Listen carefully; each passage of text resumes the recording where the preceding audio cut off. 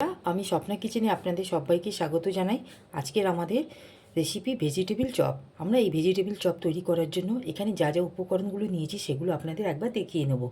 এখানে আমরা bit great করে নিয়েছি, গাজর গ্রেট করে নিয়েছি আর আলু সেদ্ধ করে গ্রেট করে নিয়েছি।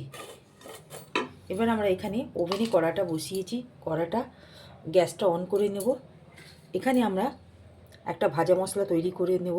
ভাজা মশলার মধ্যে আমরা নিয়েছি এখানটায় গোটা জিরে 1 চা চামচ, গোটা ধনে 1 চা চামচ, 1 চা চামচ মৌরি, 3টে এলাচ, দালচিনি আর নিয়েছি এখানটায় গোলমরিচ। এইগুলোকে শুকনো কড়ার মধ্যে ভেজে একটা পাউডার মশলা তৈরি করে নেব। গ্যাসটা অন করে নিলাম। আমরা এখানে মশলাগুলো দিয়ে ভালো করে 1 থেকে 2 মিনিটের মতন হালকা লাল করে ভেজে নেব। এখানে আমাদের মশলাটা ঠিক ভাজা হয়ে গেছে। আমরা একটা পাত্রের মধ্যে ঢেলে নেব। পাত্রের মধ্যে ঢেলে নিলাম। এবারে আমরা কড়াতে তেল দেব।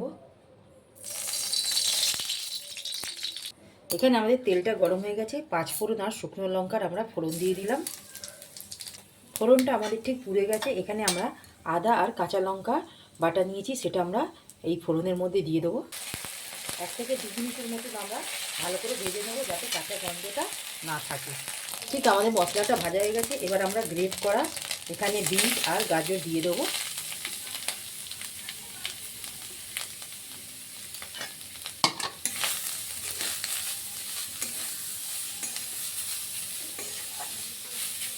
এই স্টেজে আমরা এখানে লবণটা আন্দাজ করে দিয়ে নেব। 1 চা চামচের মতন আমরা লবণ দিলাম।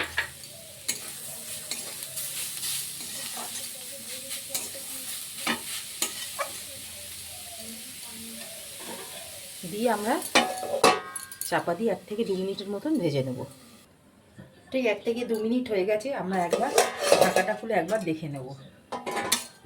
বন্ধুরা দেখুন, ঠিক আমাদের এখানে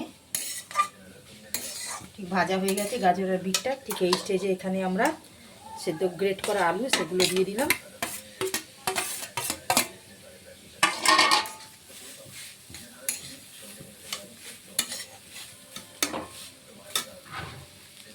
এখানে আমরা যে ভাজা মশলাটা নিয়েছিলাম সেটা মিক্সার গ্রাইন্ডারে গুঁড়ো করে নিয়েছি। ভাজা মশলাটা আমরা এখানে দিয়ে দেবো।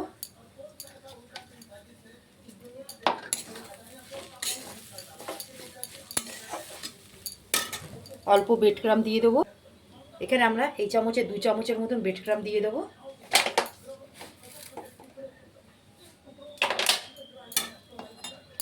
ভাজা বাদাম,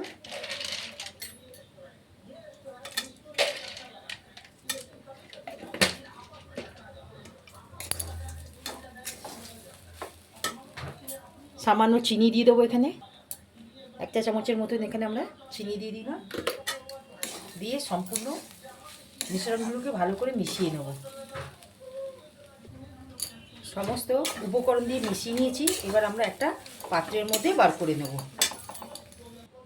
আমরা একটা পাত্রের মধ্যে বার করে নিয়েছি। এবার কড়ার মধ্যে আমরা এখানে তেলটা দিয়ে দেবো ফ্রাই করার জন্য।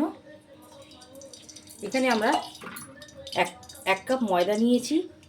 1 কাপ ময়দাটা আমরা ঠিক একটু গাঢ় করে ঠিক করে আমরা ময়দাটা একটু গুলে নেব। এখানে আমরা ময়দার মধ্যে এখানে 1 চা চামচের মতো লবণ দিয়ে দেবো। দিয়ে ময়দাটাকে ভালো করে মাখিয়ে নেব, একটা গাঢ় ব্যাটার তৈরি করে নেব।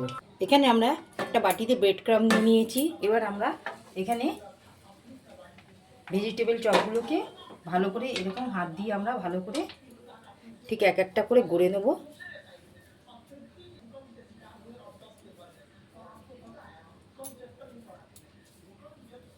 আপনারা শেপটা যেরকম খুশি দিতে পারেন।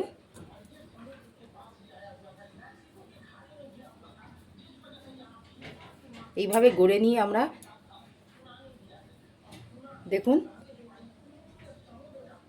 এবার আমরা ময়দার ব্যাটারের মধ্যে ডুবিয়ে আর ব্রেড ক্রামের সঙ্গে কোটিং করে নেব। এবার আমরা এই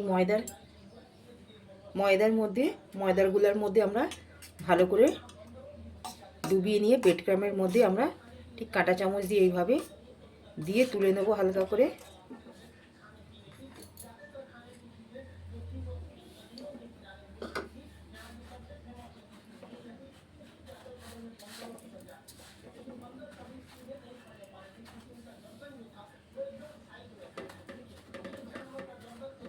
এইভাবে আমরা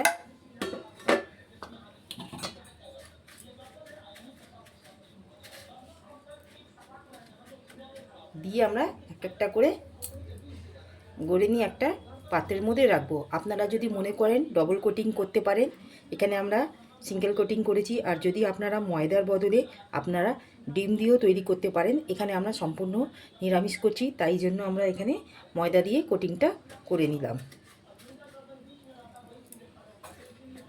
এইভাবে আমরা প্রত্যেকটি এইভাবে ভেজিটেবিলের শেপ দিয়ে তৈরি করে নেব। একটা করে আমরা এরকমভাবে ভেজিটেবিল চপগুলো শেপ দিয়ে তৈরি করে নিচ্ছি। এখানে আমরা ভেজিটেবিল চপগুলো শেপ দিয়ে তৈরি করে নিয়েছি। এখানে তেলটা আমাদের গরম করে নিয়েছিলাম। এবার এক এক করে আমরা চপগুলো ছেড়ে দেব।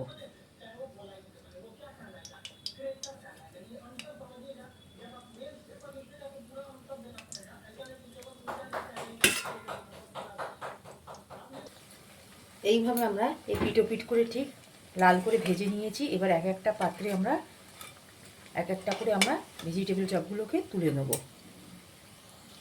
ঠিক এইভাবে আমরা এক একটা করে ভেজিটেবিল চপ তুলে নিচ্ছি। চপগুলো একটা পাত্রের মধ্যে আমরা তুলে নিয়েছি। উপর থেকে আমরা অল্প করে বিট লবণ দিয়ে দেবো।